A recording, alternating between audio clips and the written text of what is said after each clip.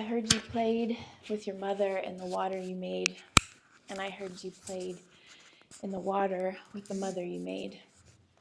And I heard you took air and made it into bread and gave it away, and you turned to breath and made it into air and then gave it away. And you walked roads of dust from comets that you flung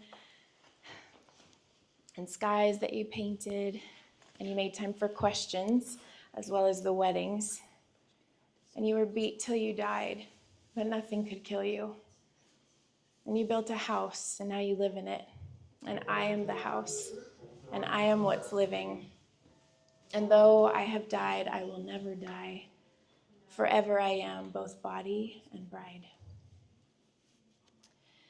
That is a poem by Carissa Downs called Homemaker.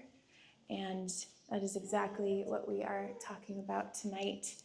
The body in maybe some ways that you have not thought about it before, or maybe some ways that are so basic, so elemental, so obvious that you still haven't thought about them in a long time. So I'd like to bring those to the forefront. And I do have notes on my phone that are just going to help me get into my flow. So that's what I'm doing when I look down here. First off, you are powerful to disagree with anything that I say, of course. And a lot of this is personal revelation and personal study and personal journey. So all of that is always taken with a grain of salt and taken to the Lord, of course. But none of it is medical advice, okay? I am one of those people that's kind of an explorer, and I love sharing what I'm learning about. And so I'm kind of like, hey guys, come over here. I want to show you some cool stuff. That's kind of how I orient myself towards others, and how you should orient yourself towards me tonight is just an explorer. And as I share tonight, I have a couple of intentions, mostly to share myself and my story. So if none of the practicals or the information resonates with you, you're going to get to know me more. That's kind of cool. So thanks for the opportunity to share myself. Also, I would love to inspire you into a deeper curiosity about your own body, a reverence, a participation, maybe even a friendship with your body. There's a lot out there right now about self-love and self-care, and it gets lost in the weeds of like, so I'm supposed to take bubble baths? Like, that's how I show my self-love? Or I eat brownies whenever I want? Like, and those things can be part of it, but it's way deeper and spiritual, I would say, as we connect with our bodies to truly form a friendship and a partnership with them. I'd also really like to equip you with some practicals, because if you're a part of Wow Life Church, you know that we refer to the up, up, and the down, down. And the down, down is my passion. I'm kind of like stubborn about it. Like, if I don't see it, if I don't see what it means and what the results are, then what are we doing, right? Now, that's my place in the body. That may not be your place in the body. So again, take what I say tonight, knowing that my design is probably for a lot of the natural. So see if there's any more disclaimers. Okay, so I'm going to share a bit of my personal journey with this and how I got here. And thank you for letting me do that, because it's been pretty fascinating for me to put this together and kind of connect some dots that hadn't been connected yet. So I have often struggled with connecting with my body. In fact, my mom told me that my first word was uh-oh. Okay, so fear in my childhood is just kind of what I remember. I remember being a very worried, anxious kid.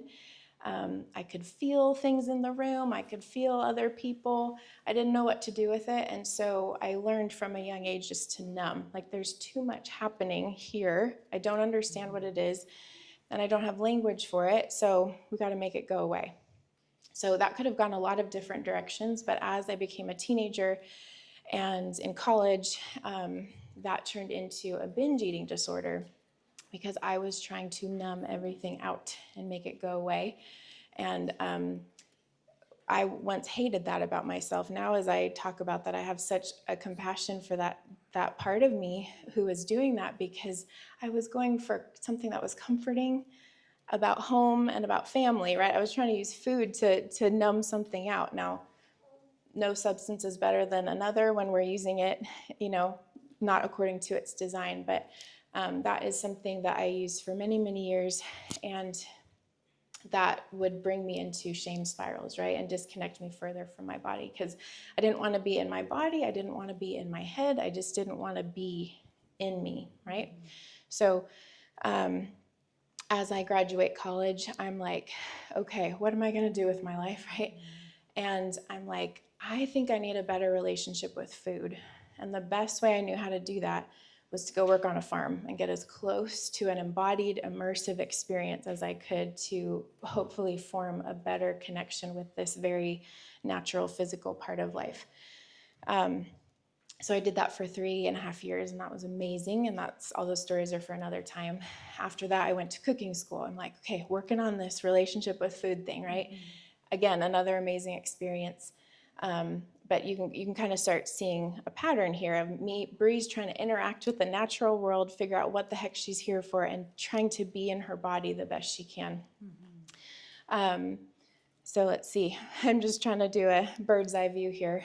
I eventually became an elementary school teacher, and I had my first experience teaching was with 4th graders.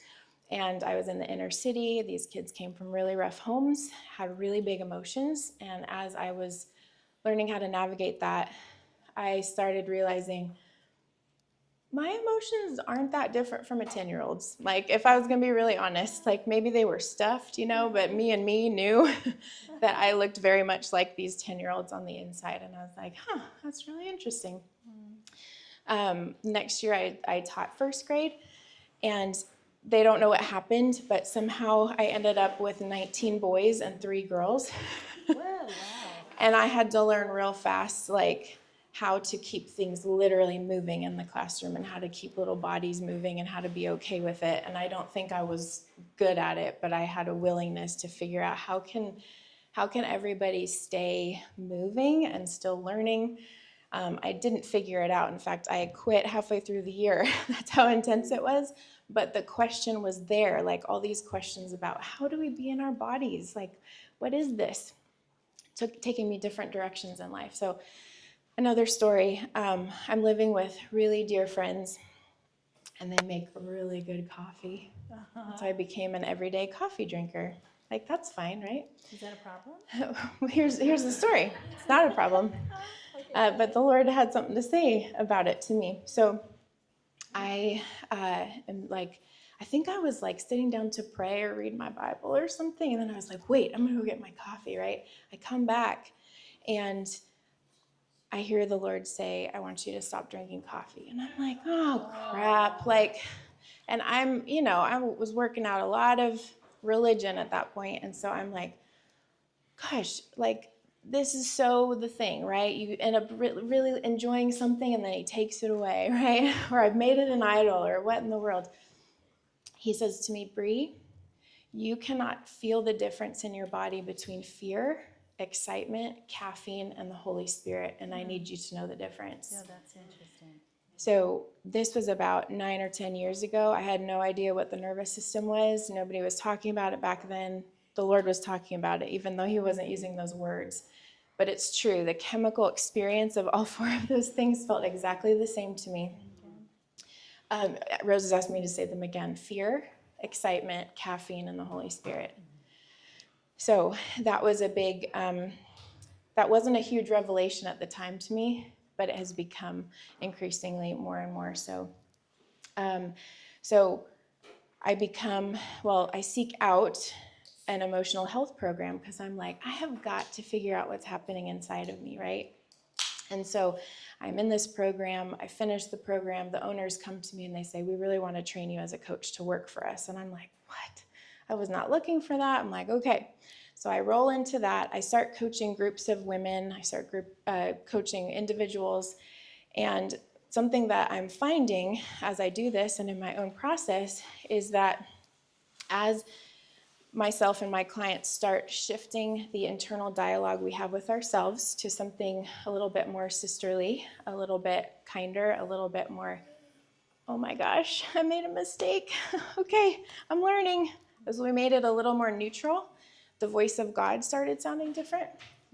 The frequency, when you're tuned into self-hatred, the frequency of the voice of God can be altered by that sometimes. And so I was really blown away by that. I had no idea that there was a connection between the way I treated myself and the way I heard God.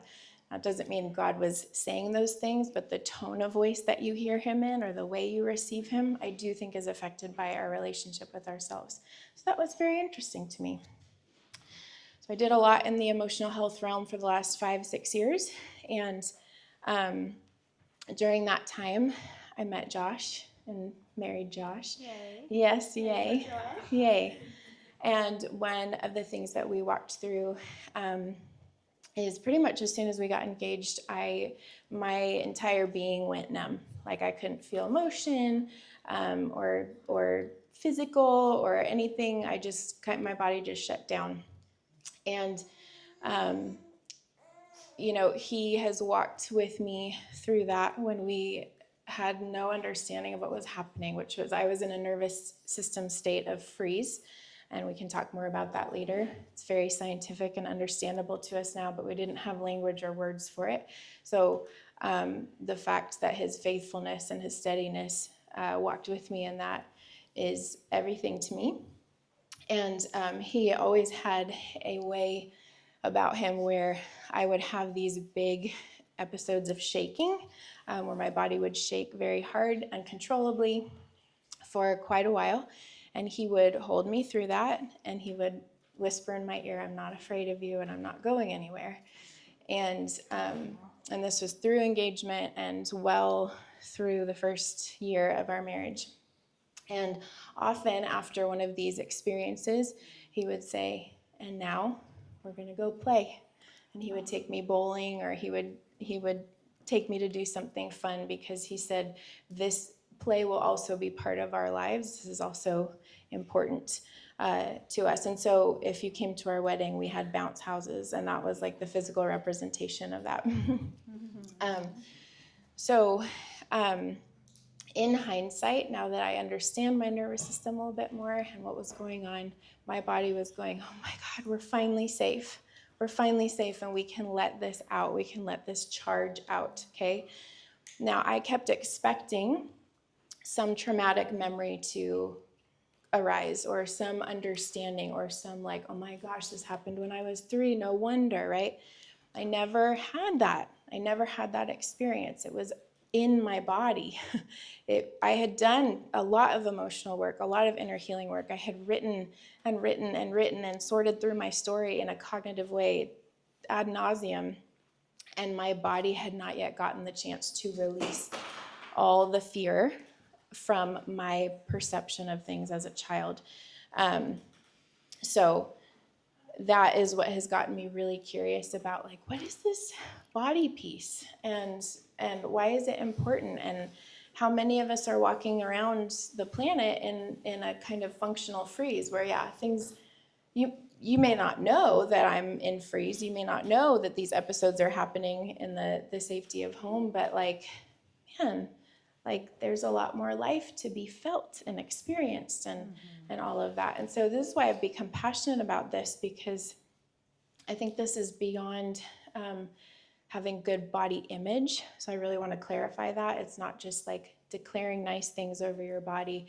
It's an actual felt sense of what it's like to be in my body, to feel myself in my body, to listen to my body and its aches, its pains, its numbness, its and to, can I be in my body without making a story about it? Whew, which is hard for me, because the mind was the safest place of me to be.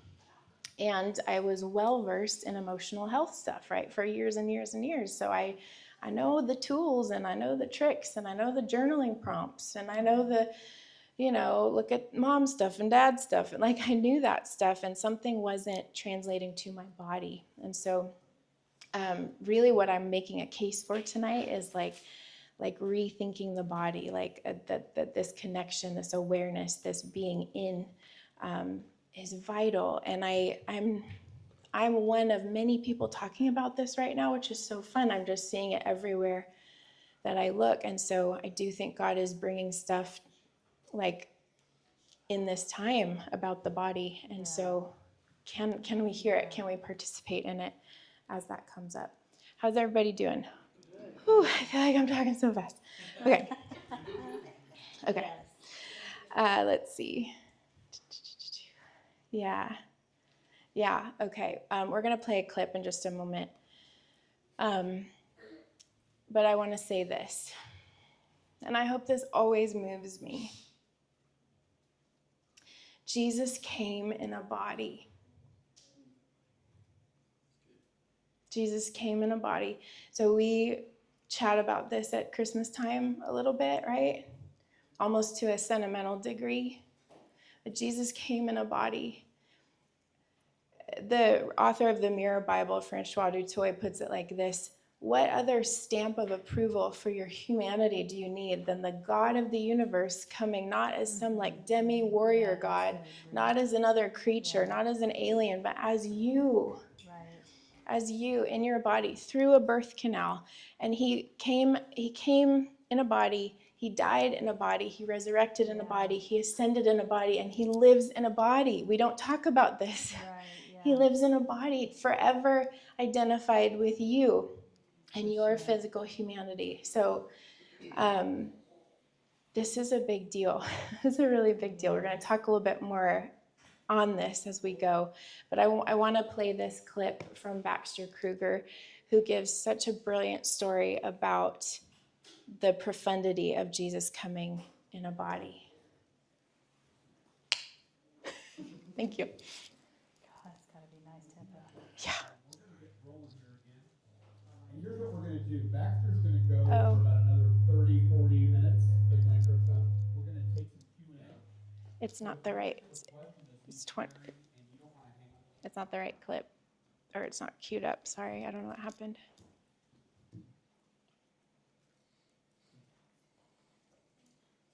Do you know what timestamp? Yeah, it's on the list. It's like 23. You got it? Okay. Thank you. Okay, folks.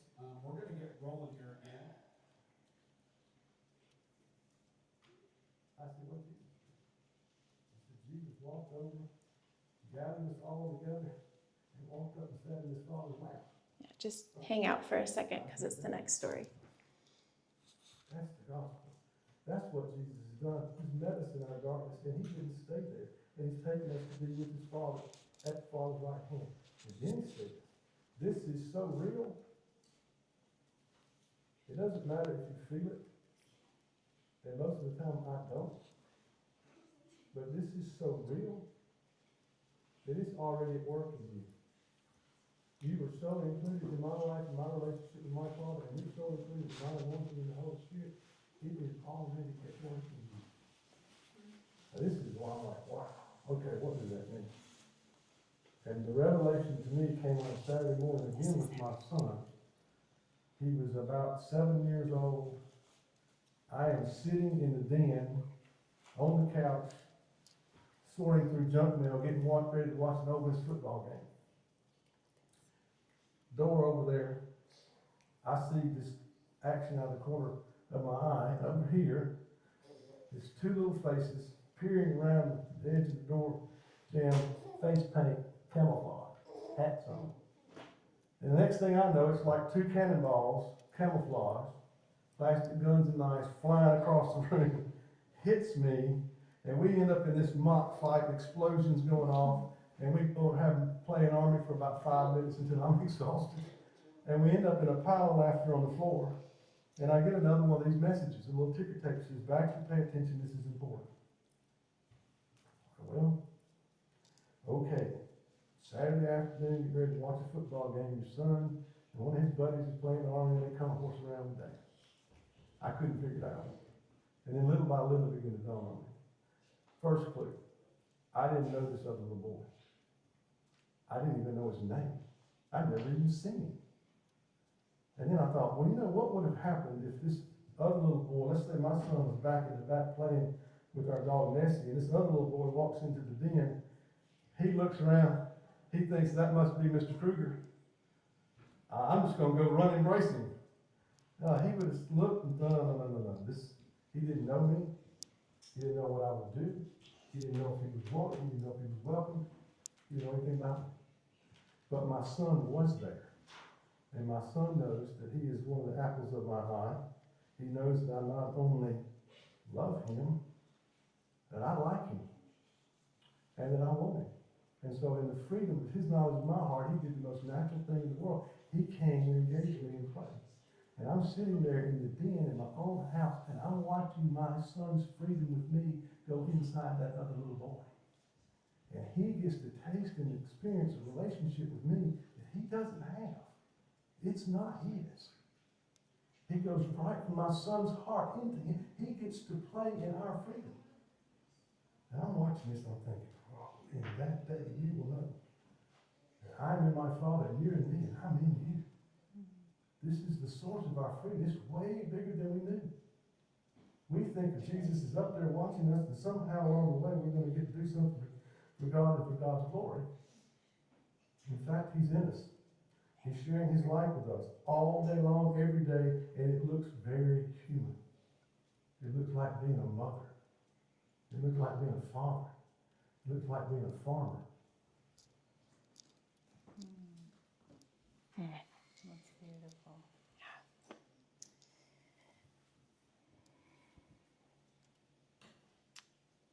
Okay, so I just want to check in real quick for those of you who listen to Kirby's sermons, who has listened to the last two about sin being captured in the body.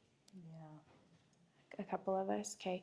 If you don't normally listen to him, like totally fine, but I really want to recommend this series because I think anything that makes Jesus bigger and more fascinating to us is really important, and these really do that. Part of what Christ did was it like sequestering sin and what demonic spirits have done on the earth, sequestering it in our bodies so that it can be dealt with. Yeah. It's not just out there. We're not victims to it. And so if we take this out of a Christian context and we just look at that bestseller for years now, The Body Keeps the Score, right? Everybody's noticing, I've got this stuff in my body, right, that I can't get out. Science is saying it. It's just everywhere. And so that's the one. So this is about finding ways to deal with that, right? And so those verses that are coming to mind potentially about like, but the mindset on the flesh is death, or the types of verses that we have been taught to reject our flesh with. These sermons, I really encourage you to check them out because they bring a new light to it, where it's actually, this is your beautiful agency you have over your flesh to defeat sin. Right. And it's just gorgeous and so uplifting. So we're gonna talk about some practical ways to move your body differently, because in my experience, I can know what happened to me, what the trauma was. I can feel it emotionally. But what do I do with my body? Like, my body's holding on to that. And it's literally, I want to suggest this in a simple way. It might be so simple it's offensive. You put your body in a different shape. You put your body in a different shape. But let's really bring this down to simplicity. Okay, so I'm gonna give a story that's like profound to me. It's probably not going to be that profound to you, but this is how he's led me, right? So a couple months ago, a lot of the fear that has left my body through all these shaking episodes is the fear of losing him or not being able to hang on to this marriage, right? So a few months ago, I find out on Facebook that an acquaintance, not a personal connection, an acquaintance is getting a divorce, okay? So my mind starts spinning, oh my gosh, if it's happening to them, how can it not happen to me? How do I divorce-proof my marriage, right? In the past, I would have gone out and bought 3 books about it, right, and started studying, okay? My mind spun for about 3 days, and finally, I went in our bedroom, I closed the door, and I just started walking around, shaking my arms like this. Why? I don't know. It just needed to move, right? And I start saying out loud in the most simple and childlike language that I have, which is, I don't like it. I don't like it. Yeah. I don't like it. Yeah. And I did that for 5-10 minutes, and I didn't have those thoughts again. Yeah. What is that? I gave my body a different avenue to work it through. Right. I'm not suggesting that trauma is simple, but can we explore with our bodies some different ways to move this stuff out? Can all the cognitive work, all the inner healing emotion work, can it be accompanied with something with the body so that that old pattern breaks and a new one can be formed? Yeah, for sure. So that's, yeah. Okay, so I want to sprinkle a couple of like practicals throughout the talk tonight so that it's not just like the Brie talk show. So let's try something now. Talk show. But let's engage our bodies a little bit. Full disclaimer, you always, a big piece of being connected to your body is that you always have a yes and a no. So if you choose not to participate in something tonight, great. No problem with it. If you're a little bit like reticent to try, or you're like, I don't want to embarrass myself or anything, I actually want to challenge you to like maybe try, but you always have your no, okay? So yeah, just that's a disclaimer for tonight. This one you won't embarrass yourself. It's very quiet. It's a 5 senses scan, okay? So I'm gonna stop talking. You guys aren't talking. I'm gonna stop talking, and I would love for you to just be in this moment and your 5 senses, right? Sight, sound, touch, taste, hearing. I want you to find 2, 3, 4 things that you can sense. Now, taste, maybe you have a taste in your mouth. You probably don't have multiple tastes in your mouth. That's fine. But 5 things that you see, 5 things that you hear, 5 things that you feel, which could be a texture, something you're touching, even the fabric of your clothes. We're just going to take a couple minutes and check in with our 5 senses, okay?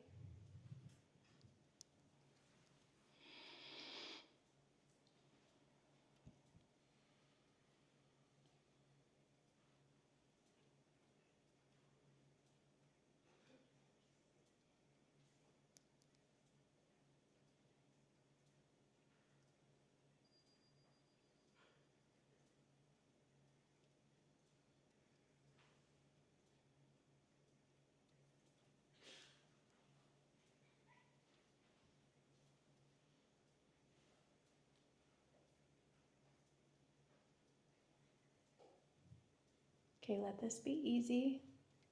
If you can't find 5 or 4 or whatever, just keep moving on to the next one. You can't get it wrong.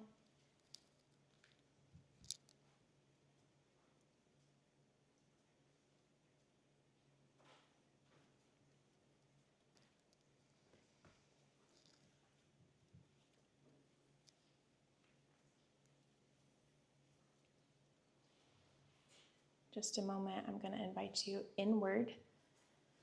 We've been externally focused, right? We're going to go inward in just a moment.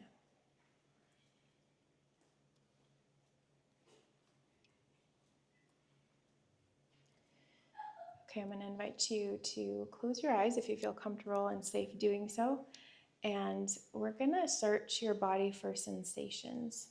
So sensations are different from emotions because sensations have no story with them. There's no charge, it's just a feeling. So I'd love for you to scan your body for things like temperature or pain, tightness, maybe even something that feels good. Just see what you notice. You can't do this wrong.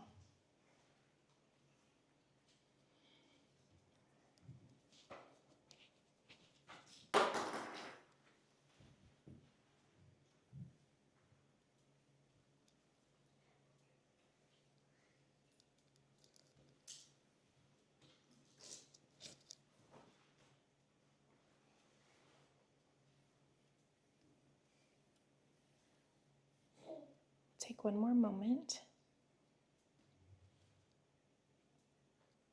If you feel yourself kind of wanting to pull up into your thoughts, just acknowledge that. That would make total sense. See if you can invite your awareness back into your body. Sensations, hot, cold, warm, numb, tight.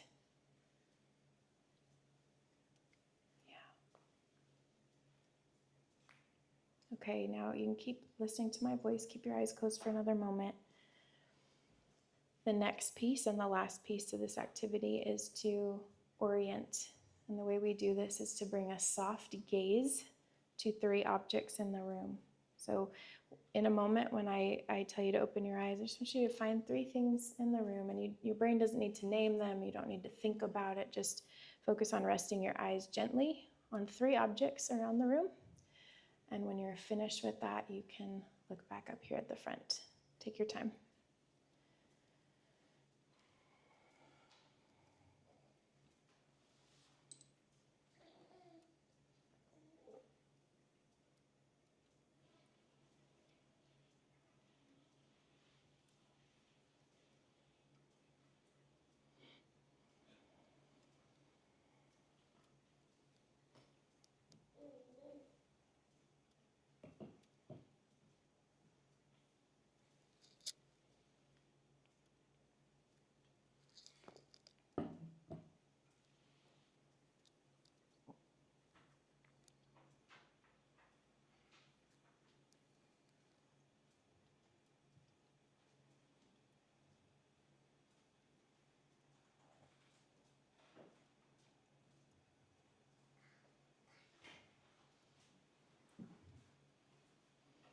Okay, so if you're still doing that, keep going, and I'll talk slowly.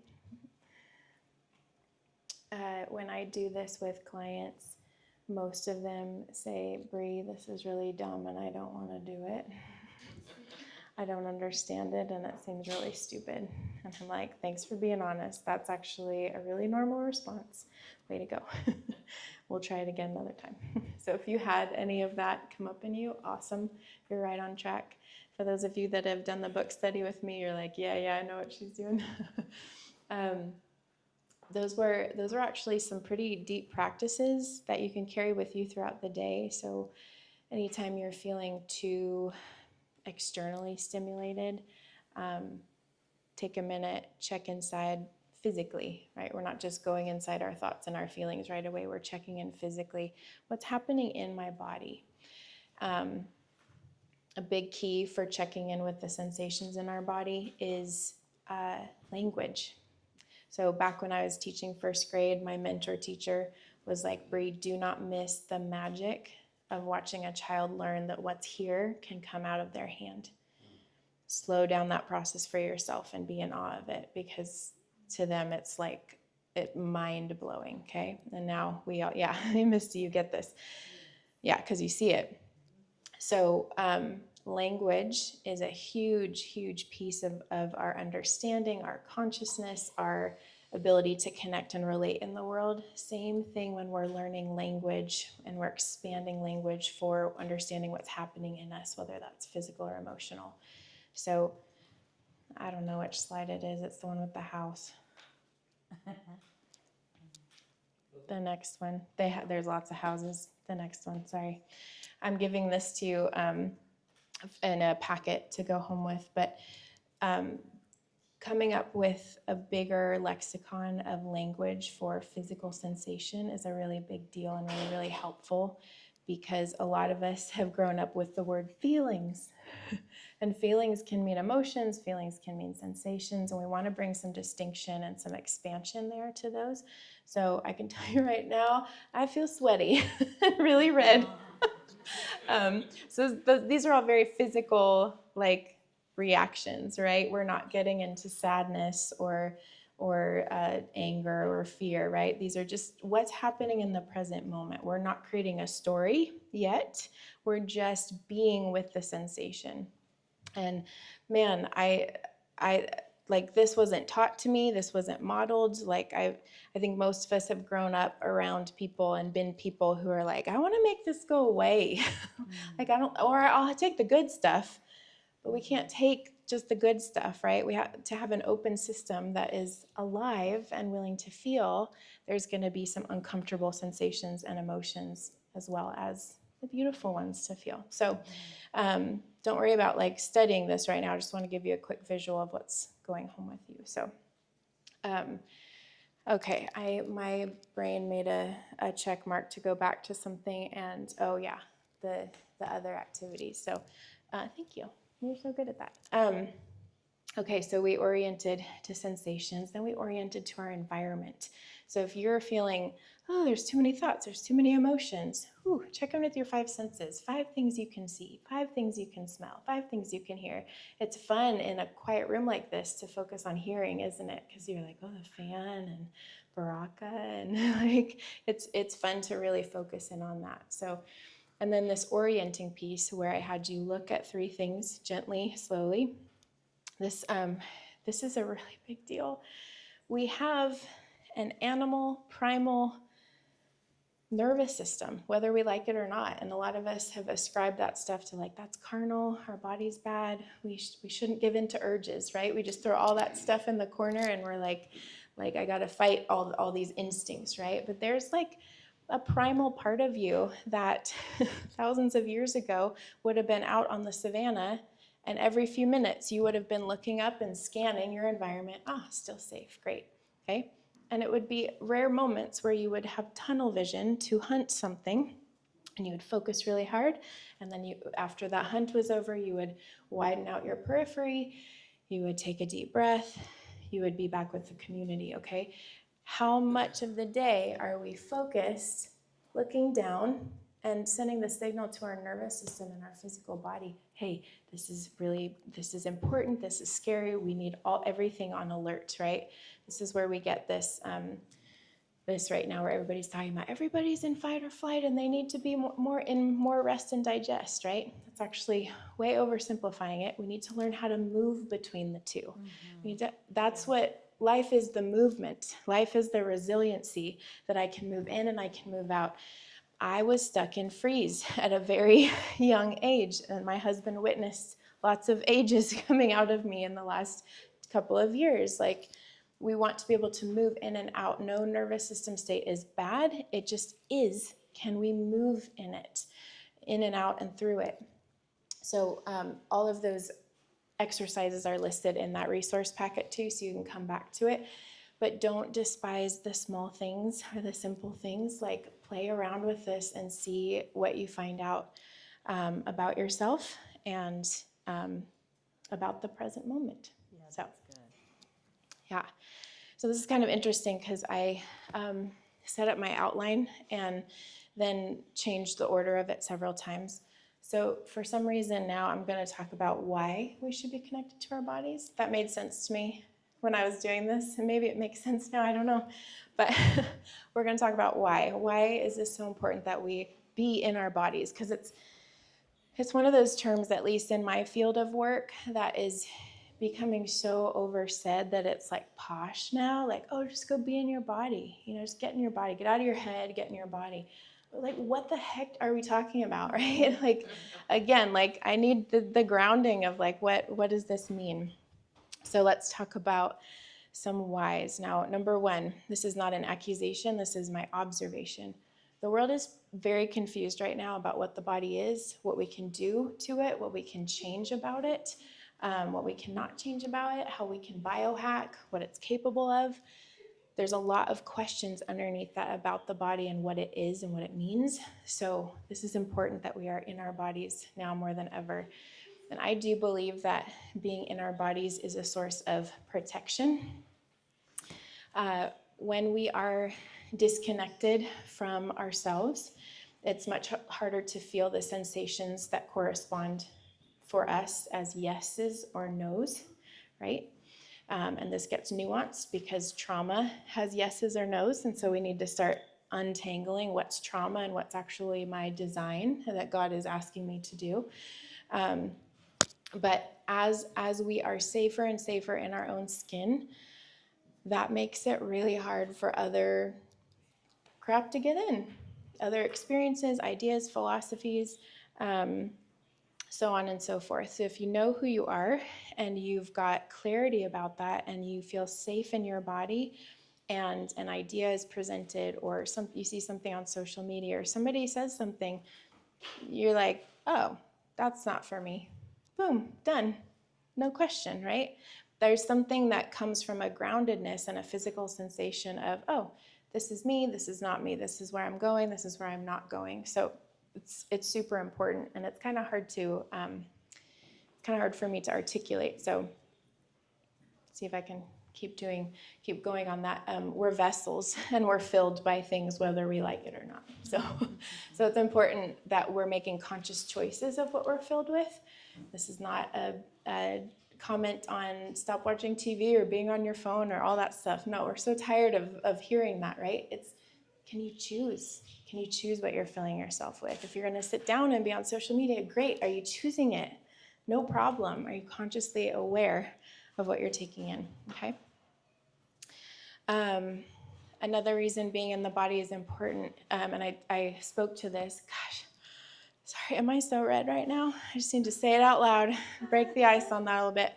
I said this a little bit in my intro video that was posted last week, but I really believe that the way we relate to our own physical bodies corresponds to how we relate to the body of Christ as a whole.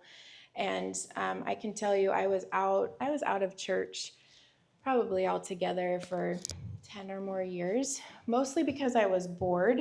I know a lot of people have church pain. I was mostly bored in church and tired of going. So that was my story.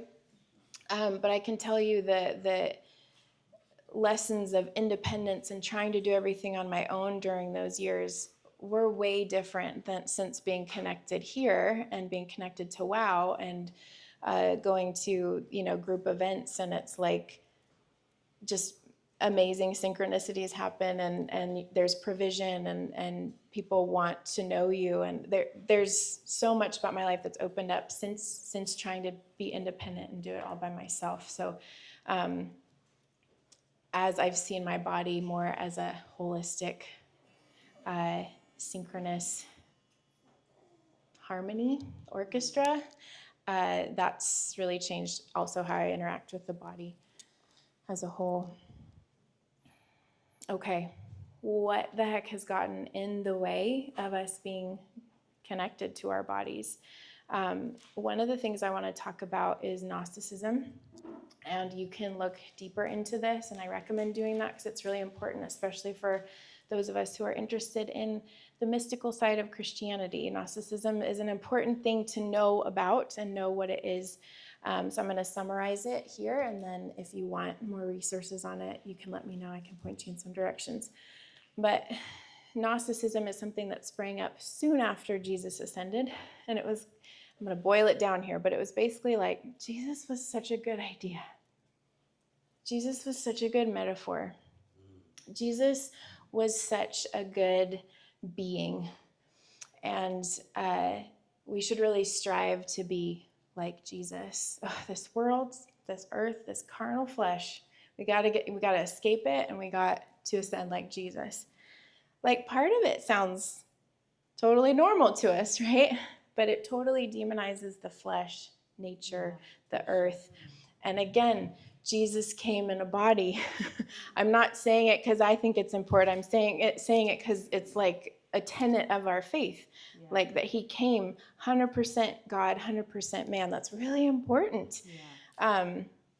So these Gnostic values trickled down like thousands of years, like they're still popping up in subtle ways in Christianity, of just like this elevation of ascension or the spiritual, and forgetting that the natural has to happen, right? That something needs to change upon the earth, or something needs to happen upon the earth, something needs to happen in my body and my being. And that's where I go back to, your body needs to find a new shape or a new movement, right? That's me in my bedroom, right? Going, I don't know what I'm doing, but I'm going to try this, right? So, much more could be said about Gnosticism, but I think it's still very present with us. We need to be aware of it. And the Jews never thought that way. Am I right? Like, they were always like heaven and earth together, always looking at do you have more to say? Well, I just think that, I mean, there are different sects of Judaism, True. right? But it is very much connecting heaven to earth. That's a thing. It's not all up and all down. It's the connection of the two. Yes, so good, because we could also just be materialists, right, and hedonists, and like, doesn't matter, do whatever you want. Yeah. And that's also not the tenet of our faith. So thank you.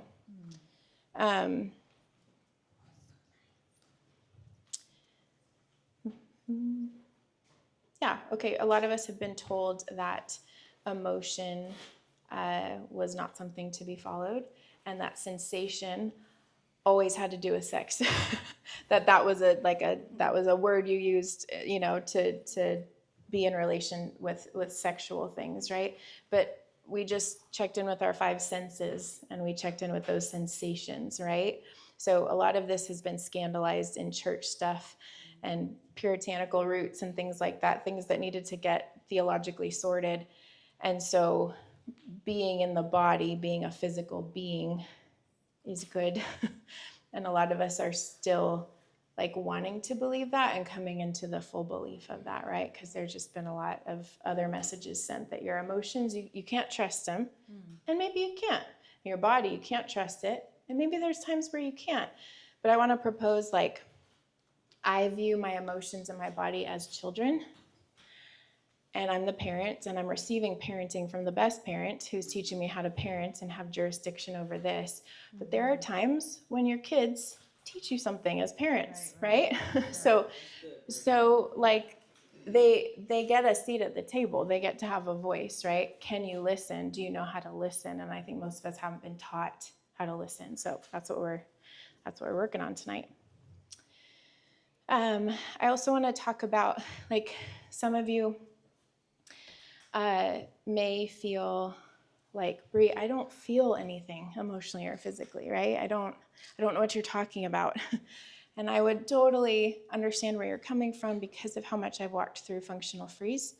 So I just want to make a quick note about the beauty of dissociation and the naturalness of our bodies to put us into that state to protect us. Would you go to the very last slide? This is a chart that I pull up often for myself when I'm having a rough go of things. This is the best understanding of the nervous system to date. I'm sure it will become more clear, but this is the polyvagal theory, which is basically that down here is our ventral vagal state, and I can send this to you, Misty, too, so it's bigger. You don't have to zoom in. Yeah. This is where we experience safety. And when we feel safe, oh my gosh, we are, I wanted to use a touch screen, isn't that funny? When we feel safe, we are compassionate, we're curious, we're connected to other people, we're open-minded, we're settled. All these beautiful things happen in our body, like normal digestion, normal immune response, prosody in the voice. That means your voice is calm and lovely to hear. People want to lean in and listen to you. Now, when a threat happens, which could be real or perceived, the tiger could be coming or your boss could be coming, right? When we perceive a threat, we move into fight or flight, and depending on our body's kind of natural rhythm, we might lean more towards fight or flight. But basically, you can see we're going up here. This is arousal. Okay, we're not talking about the fun kind of arousal. We're talking about heightened nervous system state. Okay, so fight or flight is going up here, and this is to mobilize the body. This is to create action, right? I'm going to run away or I'm going to fight, right? Sorry. Now, if the threat continues to increase, at some point the body goes, okay, we're going to do everything we can to just numb her out because the threat is so high and it's so scary that we're actually just going to make death painless right now for her, okay? So think of the antelope and the lion, right? Lions want to eat live prey, so they will catch the antelope. The antelope often will play dead, right? This is something we've watched on TV, right? And that playing dead experience where they just kind of numb out, the lion's like, oh, I don't want this, I want live prey. and that this beautiful nervous system of the antelope is giving it a chance to actually live longer. What happens is the lion gets out of there, the antelope starts shaking, shakes it off, right? And then gets up and runs back out to graze, okay? So this is a natural cycle that all creatures go through. And when we are in freeze, it's a beautiful thing. So none of this is bad. None of this is evil. None of this is, you got to get out of that, right? It's seeing the beauty and the wisdom in the natural system that brings the compassion to yourself. Yeah. So when you can place yourself on this chart, Very good. oh, that's where I am. Okay, yeah. So much more to talk about with this, but I'll send it out in a link and you can like look at it. And like I said, I pull it up on hard days and I'm like, oh, that makes sense. Right. Cool. Okay. Yeah, thank you. How's everybody doing? Good. It's a lot of information. Whew, okay. Want to talk real quick about rapport, and I want to talk about rapport in the sense of not just like, oh, Rose and I have a good rapport, we're friendly, Teresa and I are friendly, right? We've interacted, and so we feel friendly and safe with each other. Not just that rapport, but a rapport that's built between mothers and babies, in particular, parents and babies. And this is so fun that we have some little ones in the room. So rapport is an amazing survival piece that's inbuilt into us. And basically the mirror neurons in the baby are looking at mom or caregiver and they're going, I'm going to do everything exactly like you because then I'll be safe, I'll be in the tribe. I'm like you, you're like me. I'm like you, you're like me, right? And we love to watch babies imitate, right? It's so fun. There's a big survival piece going on there. I'm like you and you're like me. So as we grow up and mature and become adults, there are still patterns of I'm like you and you're like me, right? Of family of origin stuff that maybe need to be sorted through. Maybe some things need to be let go of. So this corresponds to the body as well. Like, do you look like your mother because of just genetics or because of rapport? And I'm watching how she holds her body. I'm watching how she moves. I'm going to move like she moves. So some of our disconnection from our bodies because we've been watching what's modeled in the generations before us, right? This is not a judgment or an accusation. It's just something we need to look at as we grow and mature and decide to break patterns and choose to do things differently. So that is one thing that makes it tricky to connect with our bodies. And then lastly, some of the healing modalities that I have propagated even really keep us in our story, right? And that's why this body stuff can be so powerful because it takes you out of the story and has you move differently or has you just has you get in a different shape. So one piece of my healing was going to sit with a somatic therapist, and because I love to write and to speak and to use words, I was always trying to tell her my freaking story, and she'd be like, Brie, thank you. We're going back into the body. What sensation are you feeling? She coached me to stay in my body. And she's like, okay, that's really beautiful and it's spiritual bypassing. So let's go back into your body. Just for a year, she coached me to stay in my body. So I think a lot of us need practicing, and we can do this compassionately with ourselves. We're going to play another clip now. The one from BAM. This is from a guy named Bam Lionheart, and he is a primal movement coach, and he has a really interesting analogy for why don't we really trust our bodies? Like, where does that come from? So we're going to go into that a little bit more. Do you need the stamp? Okay.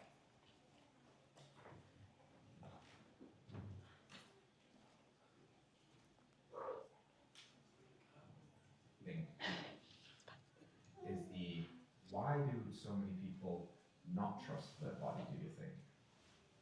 Well, I think I love this analogy, and I use it quite a bit with clients or communication, or even with myself. This analogy of the car, that your body is the car, and as humans, we have a very interesting predicament where we are both the car. Like we acknowledge and we identify with our body as ourselves. Yeah. So we are both the car and we are also the driver. So in like a car that's like racing, there's the car and then there's the driver.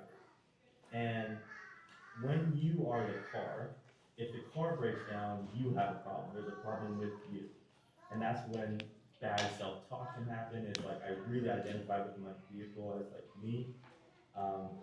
And I encourage people to step actually into the driver's seat.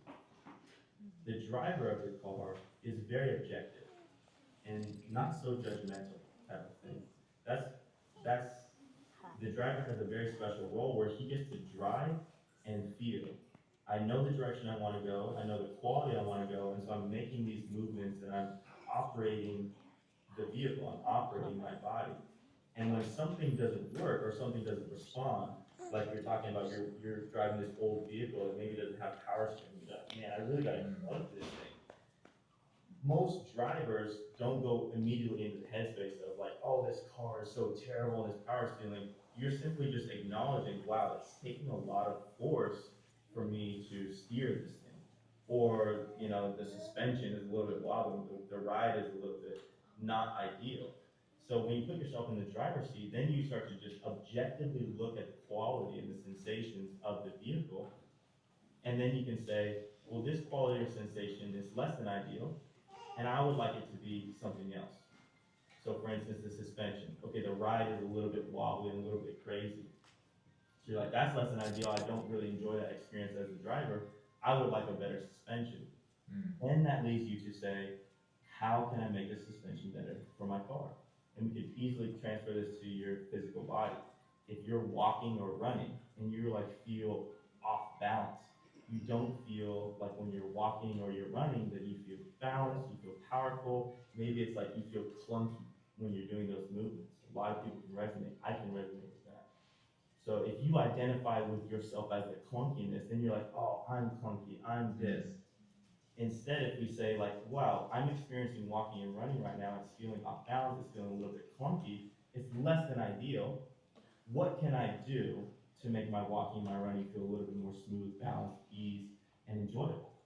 Now you're starting to look out in the world for solutions rather than like just judging and saying, this is how it is. So those two perspectives, we constantly go in and out of I'm operating the vehicle and then I am the vehicle. And you're kind of with your kind of locus of awareness doing those two different things. And there's a time to put yourself in the driver's seat, and then there's a time to kind of be the actual physical vehicle body of yourself. Does that resonate?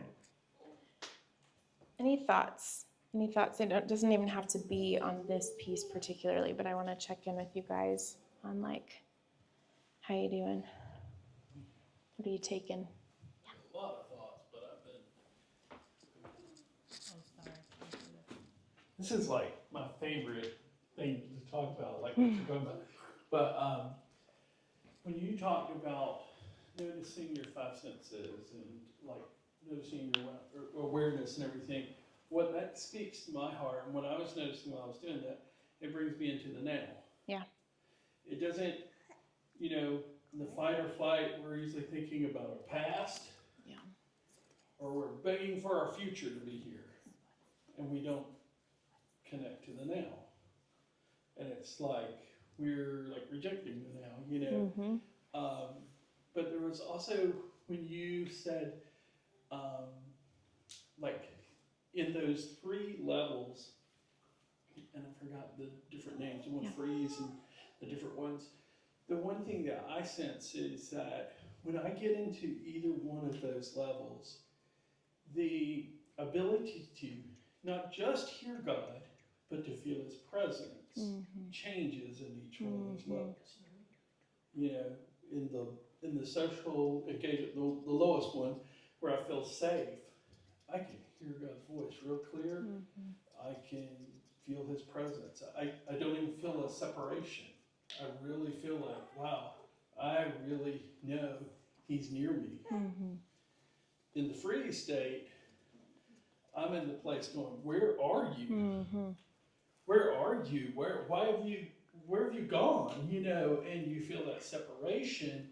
And a lot of times I think that's an illusion that we feel through our senses and all this kind of stuff. So, you know, it's not, you know, like she said, it's a normal process that we go through, but sometimes we also need to realize, I love when Kirby does the tohu, I forgot exactly how to say it, but the breath work. Mhm. What that does is take you from one state to the next state Mhm. in this, when you're able to take that and relax and realize what he's doing. And I think love does the same thing. And I'm sure Mhm. there's other things, but I was just getting a wealth of thoughts when you were saying all that. So Super cool. right. Thank you. Thanks for Yeah. sharing that. Yeah, super cool. Anybody else want to share? No pressure. I am going to say this though. We engage with our bodies, right? So even you sharing is further reinforcing it in your system of what you want to grab and take away. I know I kind of sprung this on you. Does anybody else have thoughts you want to underline, underscore? Okay. When you were talking about the rapport stuff, like you should tell the story of like the bowstring and tongue tie stuff, like that like really well talks about like putting your body in a different Yes. position and the correspondence with what's going on. Thank you. Okay. So Josh was saying to go back to that rapport piece where we hold our body a certain way because of family patterns.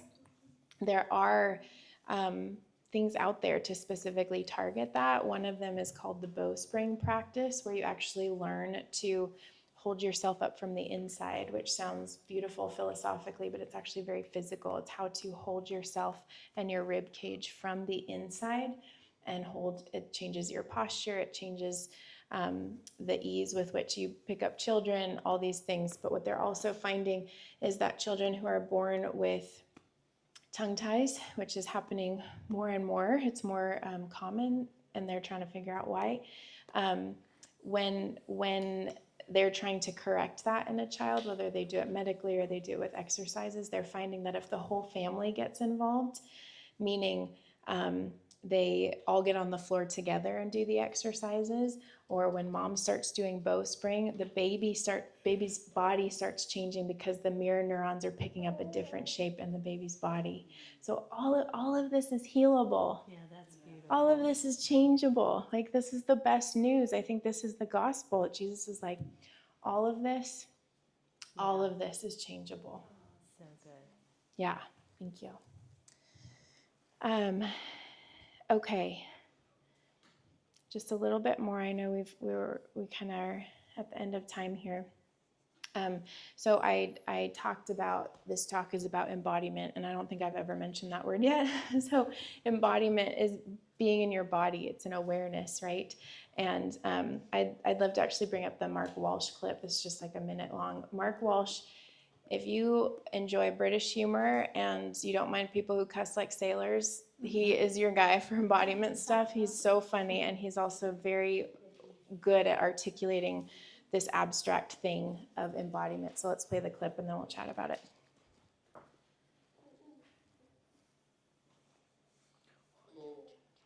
Meaning crisis, lack of meaning in modernity, post-modernity. My marriage doesn't feel very meaningful, and my job doesn't feel very meaningful, and I get up, I go to work, and I have a beer on a Friday afternoon, but yeah. Embodiment coaches, what can we do about that? What we can do is tune people in to this. Why might this be helpful for meaning? Well, it's a radar, it's a signaling system. There's this phrase, domicide, the killing of home, where the killing of home begins in the body. This is our home, right? This is our primary place to feel connected to, at ease. If we're at home with ourselves, we can start building meaningful relationships. That is a big source of meaning for human beings. We co-regulate, we have to have some community. But if we're not anchored in ourselves, our own sense of togetherness, how can we be together with anyone else? Same thing for meaning. What excites me? Not just looking for fun, it's the sense of meaning. And I think the body is great for that. Me. Okay, so he has really fun stuff about helping people in the moment change their body. I mean, in a moment, change your body to bring new thoughts, okay? And I'm not suggesting this is bypassing the trauma or the story or anything like that, but see what happens when you put your body in a different shape, okay? And I think this is a way different message than you should exercise and eat right, right? Oh, It's yeah. like exploring like what shapes does my body like to be in? What shapes are my body normally in? Or is my shape normally sitting? Okay, how do I change that up a little bit just to bring variety, not because sitting's bad, right? Like if we can like unscandalize all this stuff and just bring variety in, what do we find out about our bodies? Okay? Yes. I think this is really good, and just probably the last year I've been incorporating the psychotherapy with the feeling and learning about the release, just like you did that example of doing that with your arm. Our body has a release, and I have realized that we can be so good about rejecting ourselves because of what happens in our body, how we feel, how we judge, and it's just constantly going. But this, I've been incorporating this in my emotion code sessions with helping people with that. Yeah. And it's amazing how when you allow the release to come, how much healing also springs forth too, which is connecting with that. Absolutely. Thank you for saying that too. And it reminds me from you're in Donna's presentation that the average chemical charge of an emotion is in the body for between 90 seconds and 5 minutes. That's it, folks. And I've got stuff in here that's been stuffed way longer than 5 minutes. So when we become better friends with our bodies, we don't have to fear those sensations that are trying to move through. It's energy trying to move through. And I know I have other thoughts, but I couldn't think of it right now. One thing I feel like is that when we become connected to our body, I found that God showed me that our spirit really doesn't have the legal right into this earth. Even our soul doesn't have the legal right into this earth. Our body does. It thinks that if you want to flow, even the anointing or whatever God's doing, we need to have the healing come through our body too. We need to find that connection there. And you'll find that even the anointing and things that God's doing in your life will get stronger when you allow that healing in your body. The other is, Kirby said this, Rose talked about this, about algorithms. Like you were talking about changing the way you sit or, the way you hold your body. We would do things with F3, it's a workout group. And you have this guy that gets out there and you never know what he's getting ready to tell you to do. Like he might say, we're getting ready to do 30 burpees, or, we're going to run around a track, or we're going to do whatever, But the whole reality, you don't know what's coming next. It does something to your nervous system. And what I find a lot of times when I go through that, it actually helps me release emotions and things inside of me that I need. Even though I don't like that surprise or I don't like that challenge, but the changing of the algorithm is actually healthy for you. And there's just something about that I feel like it's really healing. And the last thing I feel like is play. I think we really need to ask God, like, say you got a job to do, a really hard job today. Instead of just looking at it as a job, say, God, I'm asking, will you invite play into this today? I still want to get my job done, but help me play while I do this. And I think it's healing for us. I think that's like really helps us come into the fullness of maturing and actually, I feel like the play actually brings the maturity. Yes. It doesn't sound normal because we think, oh, with somebody's play, they're not being mature. But I think the kingdom is a reversed reality, But Yes. yeah. I love that you bring. Entity of play. Yes. Good. I was just gonna say No? that. Sherry's saying there's an angel entity of play, which is so fun. That is so fun. Well, and as you're bringing up play here, play is a blended state of the nervous system. So this is why it's too simplistic to say fight or flight is bad and rest and digest is good. Rest and digest can turn into being stuck in freeze. It's called dorsal vagal. Everything's gray, okay? That one's not like fun, right? So when we're in play, we're in a little bit of activation, a little bit into fight or flight, but we're still feeling pretty safe. This is where children spend most of their time. Everything's new. Everything's exploration. Everything's, oh my gosh, and wonder. It's unknown, like you said. You don't know what's happening next, but you're safe enough to go, okay, what are we going to find? So this play piece is very healing, also on a nervous system, scientific, proven level. I think people run from the unexpected, the algorithm changing, because Yeah. maybe in a time in your life that brought trauma into your life. But you need to actually see that something unexpected can be a good experience too. Yes. You know? Yes, because we call those miracles in some realms too. Yeah, totally. Okay, I wanna wrap this up here with two thoughts. Okay, these are like hopefully practicals you can take away. I managed a coaching team for a year, and one of the coaches that I hired had her name was Shara, and she had Shara's famous 5, and I still love giving her credit for these because I think the way she put this together was brilliant. But she knew a lot about the nervous system, and when our clients would go to her and be like, "But I have this really big problem," and they would get down to like, "Oh, your nervous system doesn't feel safe," she would be like, "Do you go to the bathroom when you need to? Do you drink water when you're thirsty? Do you go to bed when you're tired? Do you move your body? Do you eat like the first time you feel a hunger pang?" This is how we build safety in the physical, tangible nervous system body. It's not flashy. Can you steward the basics so that you can be given more? And it's not an earning thing. It's just like, how are you doing on the basics, right? I've talked to so many people who are like, oh my gosh, that's what self-love is. It's to go to the bathroom the first time I feel I need to. I'm like, I know, who knew, right? Right? So put that in your pocket. I'm not trying to be, offensive with it or condescending. It's we all do this. I did it today, and I was like, gosh, I'm talking on this tonight. Like, get up and take care of yourself, Brie. Like, what do you need, right? What do you need? So I want to end with one more practical, because this relates to what Kirby is bringing with the body right now and the strengthening of the will. That the body is actually for the strengthening of the will.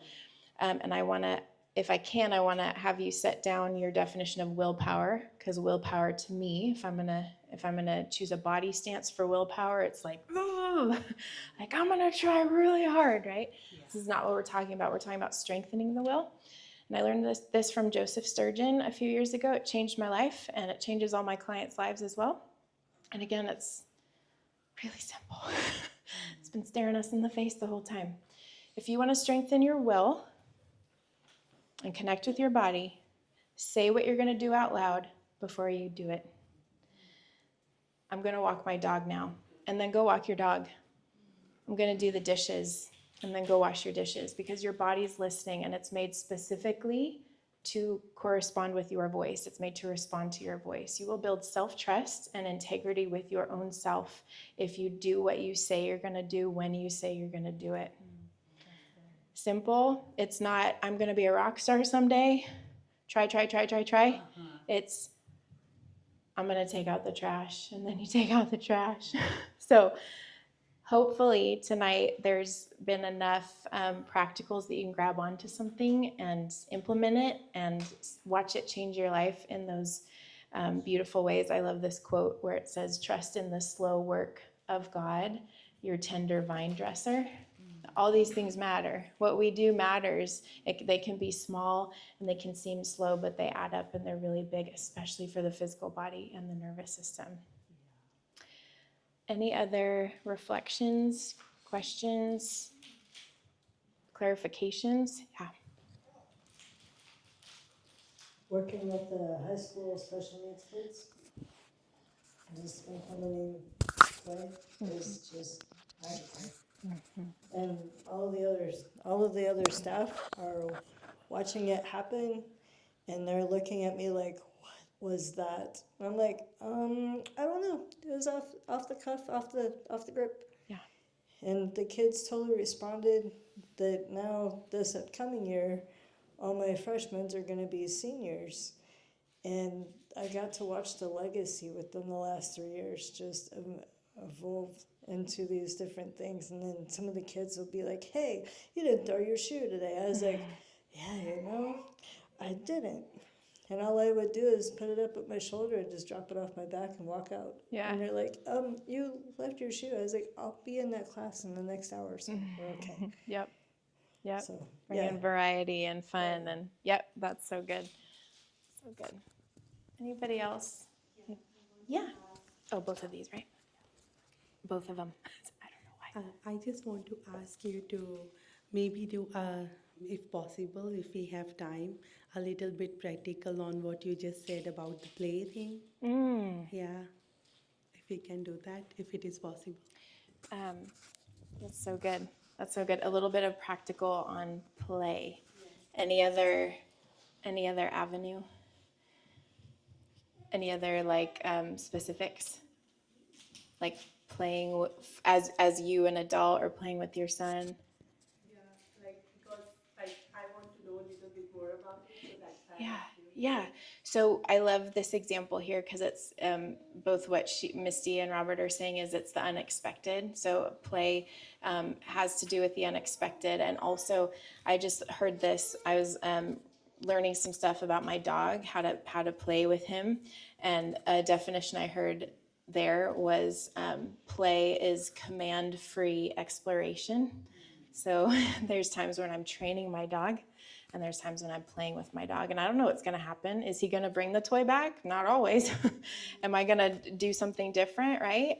And when we were just playing, I ended up doing a certain game with having him go get something and bring it back to me. And now it's like our favorite thing that we do every day. We both enjoy it. So I would say this element of like, you don't know what's going to happen.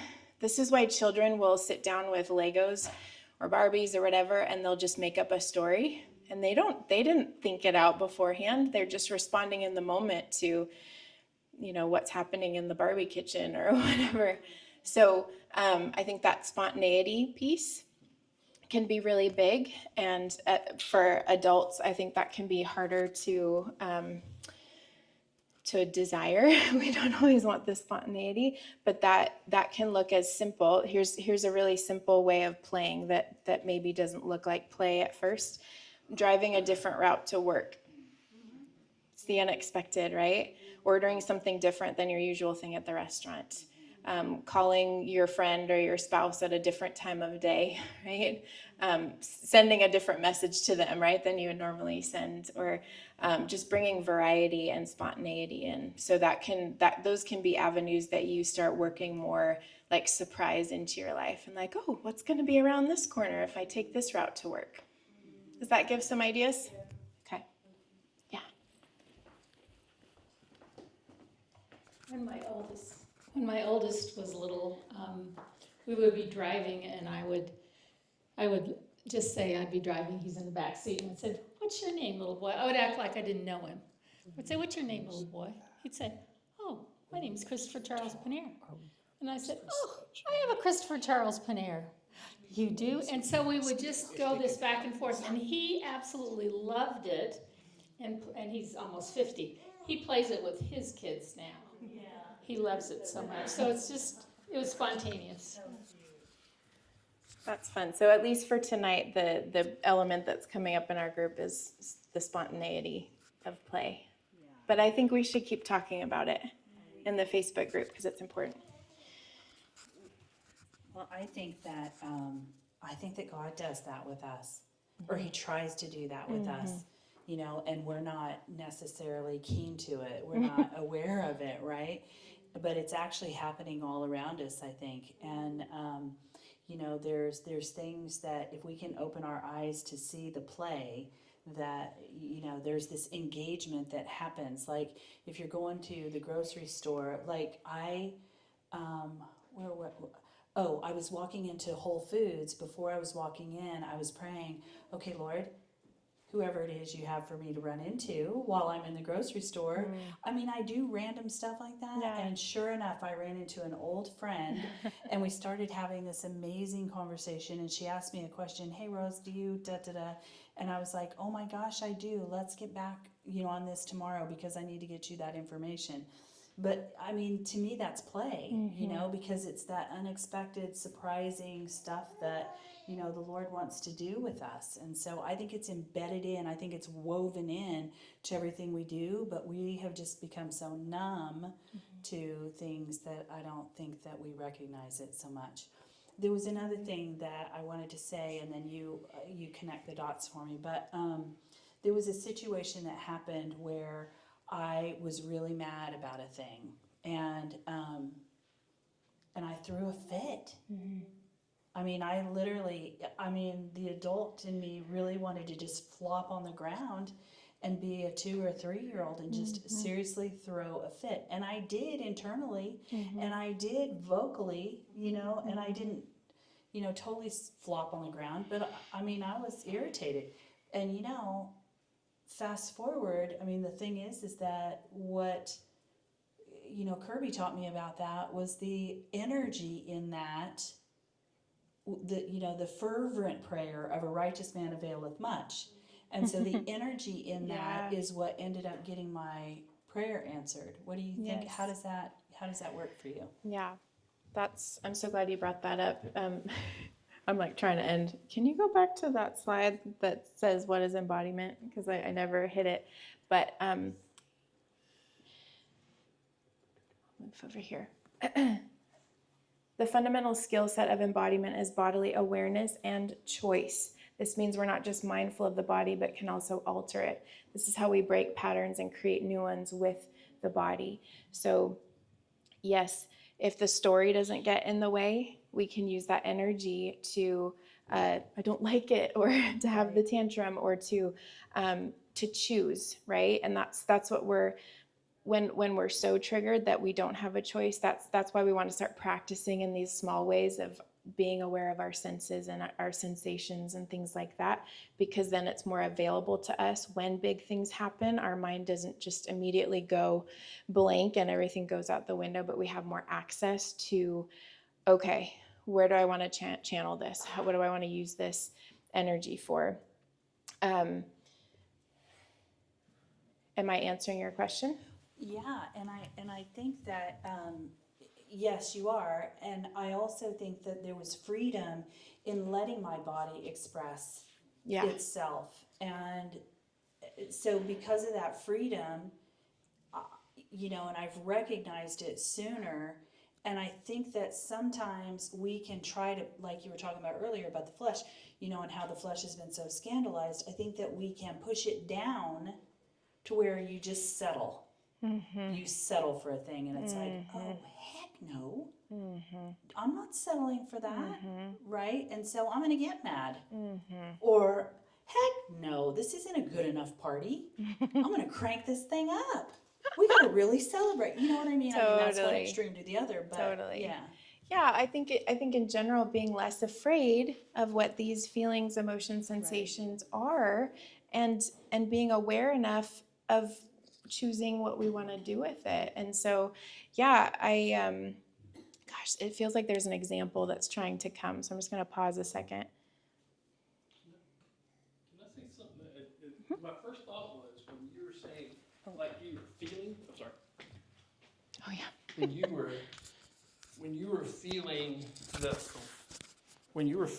that feeling of like, you're like mad, and you were going, I'm not going to settle.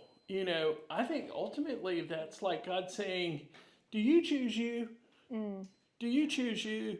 Because a lot of times we settle and we choose what other people or other situations, and God says, do you honor you? Do you choose you?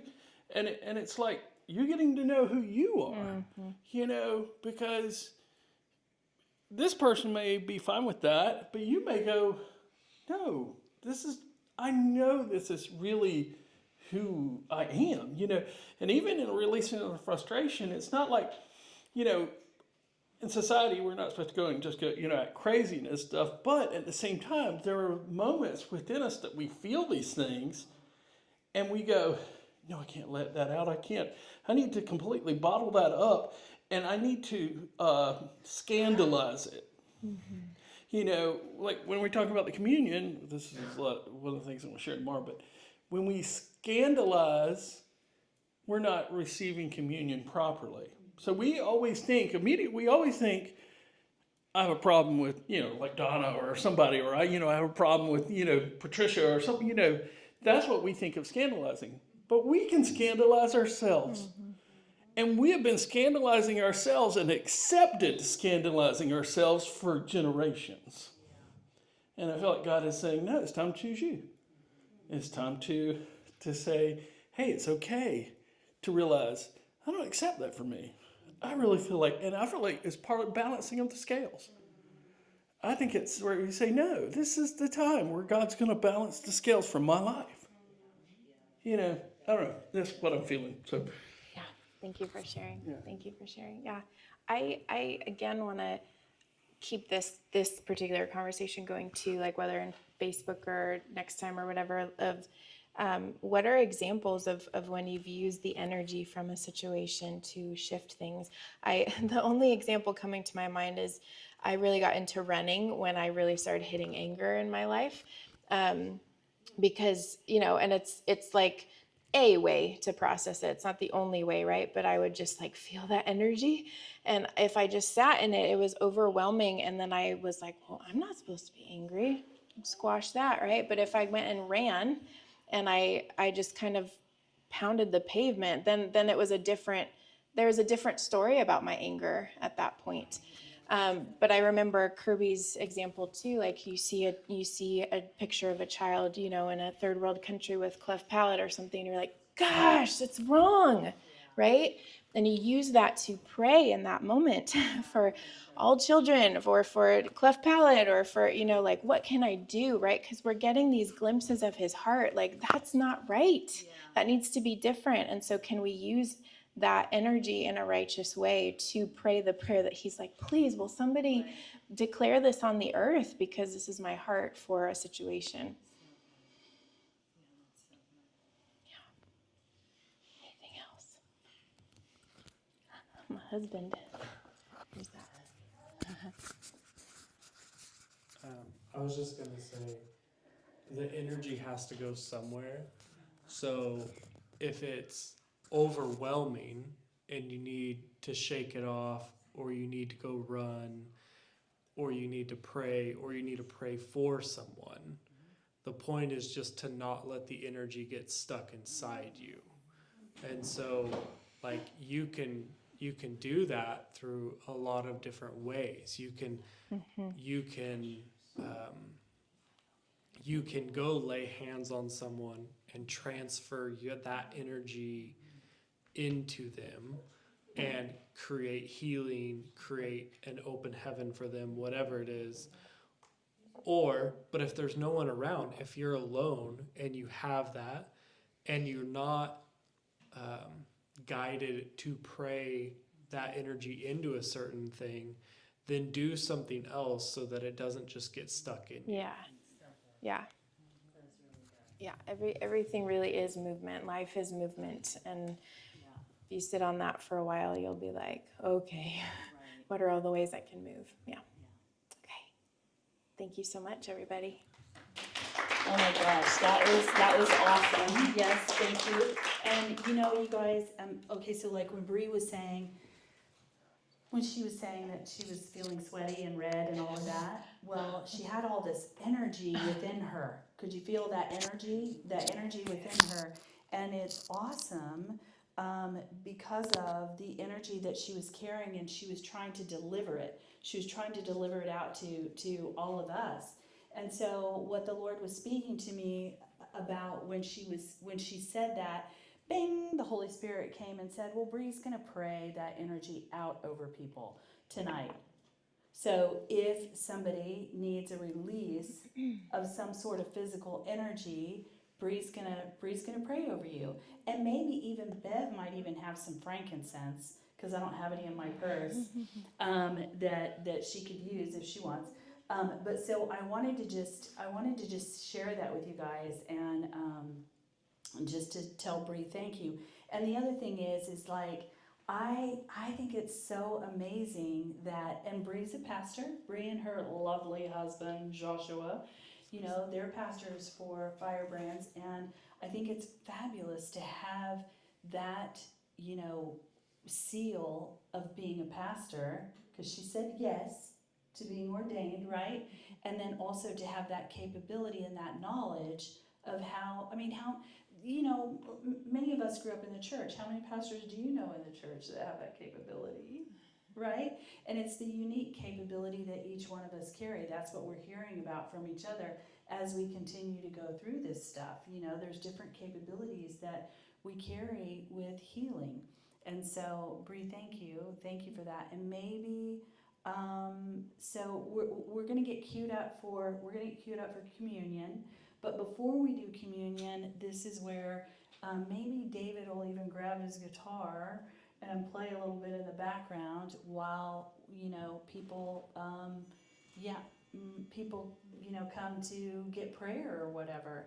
So anyway, let's just flow with it, you guys, and then we'll move into communion. So okay. What about a collective prayer over with the whole energy thing? Yeah, I think that's probably a good idea too. And so I'm just going to let Brie flow the way Brie wants to flow. But so let me just, Brie, do you want to come up here with me? And then I don't think, yeah. So okay, so I'm just gonna pray over you guys, and then you guys come as you will. You don't need to. I don't know. Brie will ask you whatever she needs to ask you, or you tell whatever you need to tell. But Father, we just thank you for tonight.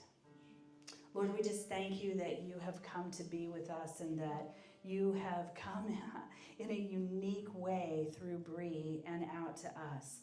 And so, Lord, I thank you that you have given her this knowledge and this understanding of how you operate in the body, and that you've created an awareness to the body, not only to our physical bodies as individuals, but also the collective body. And if there's a collective body that's hurting, so Father, we just pray over any collective body out there that's hurting because of what they've gone through, a traumatic experience that they've gone through. And we just speak over them, like even that collective body of the hostages in Israel or in Palestine. Father, we just pray over that collective body, that all the trauma that they've gone through, that miraculously there's a healing that happens and a release that happens over them. And so, Father, we just thank you, and we just take our energy and we just transmute it, translocate it over there to them. And we just pray over them, and we just ask that our energy goes to them and just, wraps around them and brings healing even out into the people of Israel from all the trauma that they've gone through during this time. And we thank you. We thank you. And so, Father, I just pray over this people group. And I say, as individuals, as they've gone through things that their body, and that how their body has held a record, Father, that it gets released. And using Brie as a conduit, Father, that this body can experience love, your love for the body, and our love for our bodies, because we are the temple. We are the mobile temple. Thank you, Father. Thank you, Father.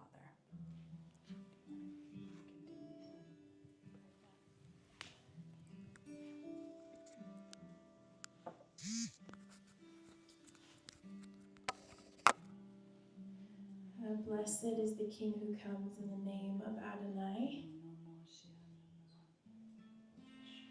Peace in heaven and glory to the earth. Jesus, in you we live and move and have our being, and may we find you in our bodies.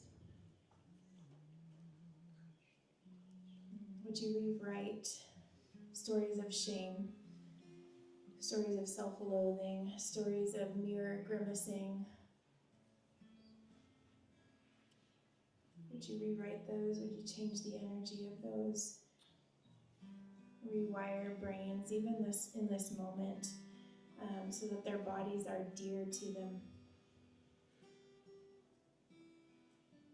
Thank you, Father. Thank you, Father.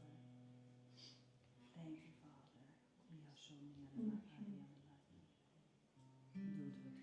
Thank you that as you articulate a word through me, it goes into others and inspires the word you're trying to articulate through them. Thank you, Father.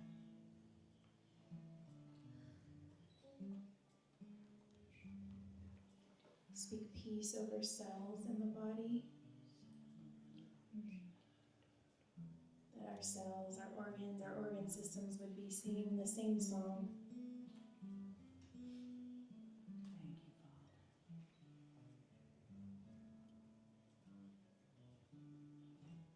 Thank you, Father. Thank you for the microbiome and the flora and fauna and the beauty in them. Thank you for their work for us.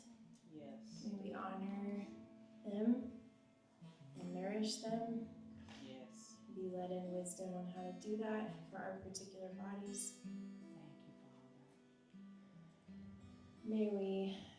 May each body be blessed with curiosity towards themselves. A curiosity that lets them stay in a sensation or a feeling. Because you are even in Sheol, we cannot be separate from you. So even in any sensation, in any emotion, you are there.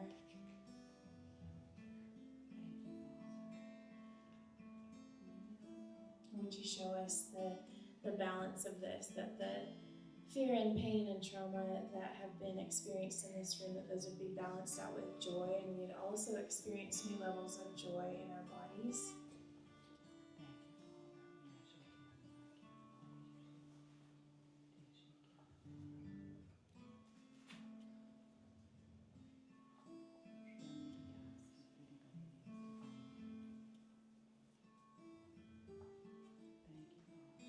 Thank you, Lord, that you created the earth to respond to us. And so I also just speak that over our bodies, that our bodies would respond to the deepest parts of us that know you and are surrounded in love and remember who you are and who we are.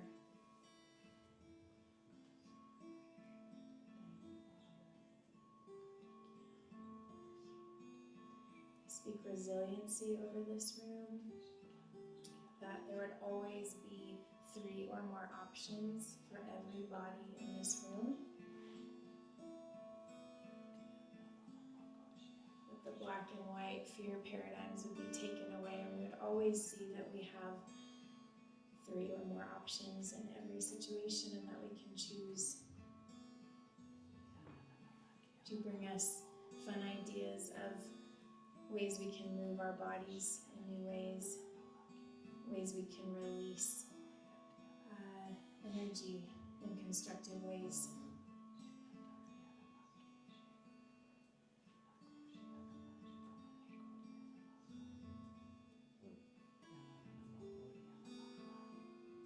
To connect us with our will.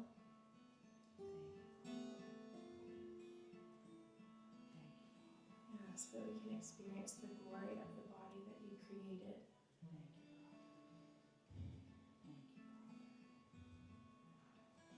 Thank you for the children and the children yet to come, that they would grow up with new paradigms of the body, that they would grow in an environment of acceptance and love of the body and right relationship with the body.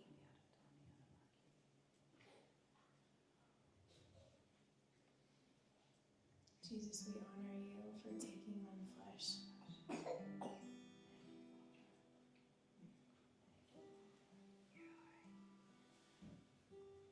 In your name, amen. Okay, is there anybody here experiencing frustration?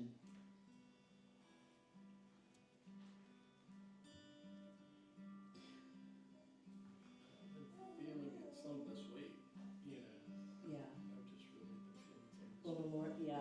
was just speaking to me about frustration, and he was like, wanting to recalibrate that frustration, that energy of frustration, to move into a new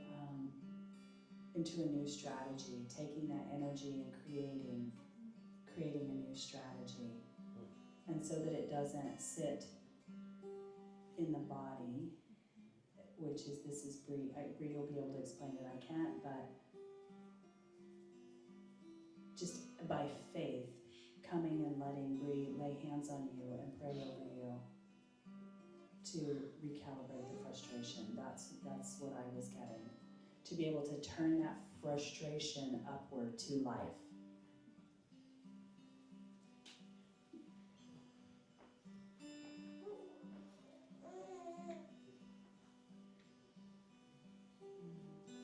Thank you, Father. Thank you, Lord.